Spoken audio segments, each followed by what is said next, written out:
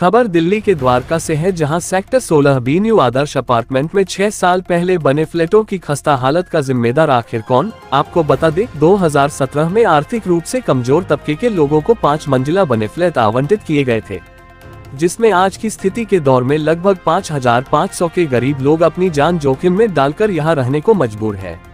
Dwarka sector 16B new आदर्श apartment के सभी पीड़ित निवासियों ने इसके लिए दिल्ली शहरी आश्रय बोर्ड को जिम्मेदार ठहराते हुए मीडिया समक्ष बताते हुए कहा, इन फ्लैटों की मरम्मत के लिए आवंटी से 30,000 रुपए लिए गए थे। आज इतने सालों में ना तो कोई अधिकारी यहां सर्वेक्षण करने आया और ना ही हमारे पैसे का 1% हिस्सा अपार्टमेंट की मरम्मत पर लगाया गया। यहाँ के निवासी के मुताबिक यदि हम विधायक के ऑफिस में जाते हैं तो हमें फंड न होने का हवाला देकर टाल दिया जाता है। आइए देखते हैं इस पर आम आदमी पार्टी के विधायक गुलाब सिंह ने क्या कहा। हमारे सिटी संवाददाता मारीदास की ये रिपोर्ट। धन्यवाद। नहीं, ये आप बात करें न्यू आदर्श अपार्टमेंट सेक्टर 16B की, ये अलॉट हुए थे तब सबसे मेरे ख्याल से 30,000 रुपये पर फ्लैट के हिसाब से डूसिब ने इनसे ये पैसा लिया था। लेकिन डूसिब के साथ लगातार मेरी कई सारी मीटिंग्स के दौरान उन्होंने बताया कि ये पैसा हम इनके ऊपर खर्च कर चुके हैं, लेकिन इसके बावजूद भी जो इनका कॉमन एरिया है, आपके छज्जे हो गए, बाहर की आपकी स्टेयर्स हो गई या आपकी दीवारें हो गई, इनको रिपेयर कराने के लिए अभी पुणे मैंने एक एस्टिमेट बनवाया है। माननीय मंत्री सौरभ भारद्वाज जी के साथ अभी मीटिंग थी 2 दिन पहले, उसमें गरिमा गुप्ता जो CEO थी वो भी थी।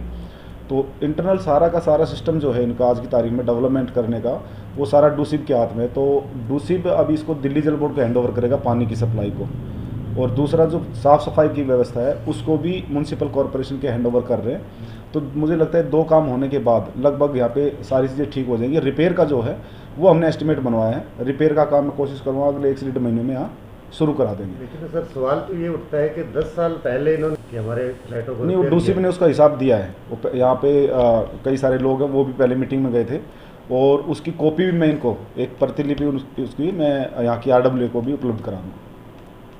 क्या हुआ, कैसे गिरा ये फ्लैट? ये तो गिरता रहता है, दिल्ली सरकार की बड़ी नाकामी है। मतलब दिल्ली सरकार हमारी ने कुछ नहीं कर रही है। वैसे हमने देखा था एक पिक्चर को देख के, जैसे केजरीवाल आए थे कि नायक पिक्चर का हमने सीन देखा कि नायक आएंगे तो कुछ हमारे नहीं करेंगे गरीब लोगों के लिए, लेकिन हमारी छत तो टूटती रहती है।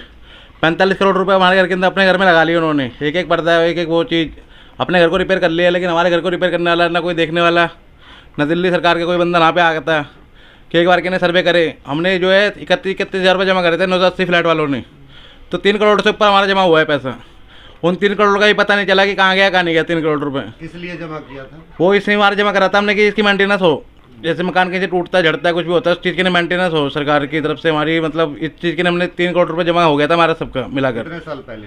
6-7 साल पहले जमा हुआ था। 7 साल में अभी तक कोई नहीं आया? कोई नहीं हुआ। उसका जो है ना 3 करोड़ रुपए का अगर हम बैंक में भी डालेंगे 3 करोड़, तो हमारे को 1% अगर ब्याज ही मिलेगा तो उसका भी कम से कम डबल हो गया होगा मतलब पैसा।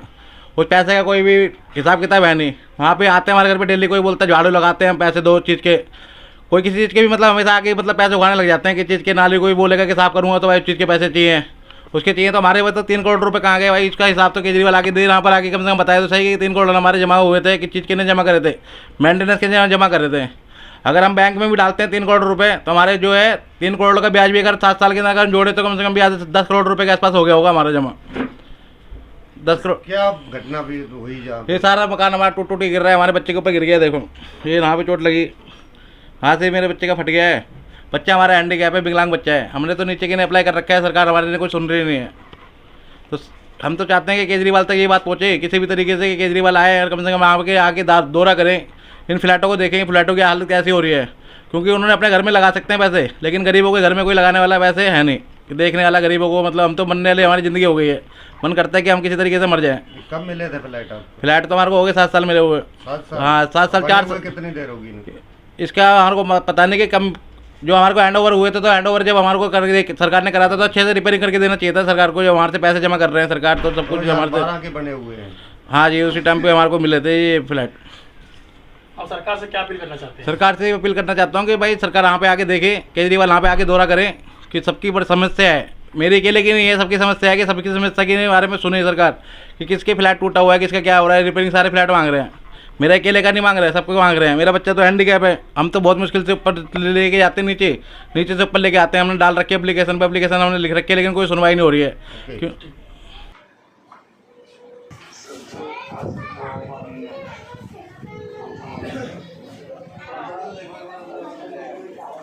Mama.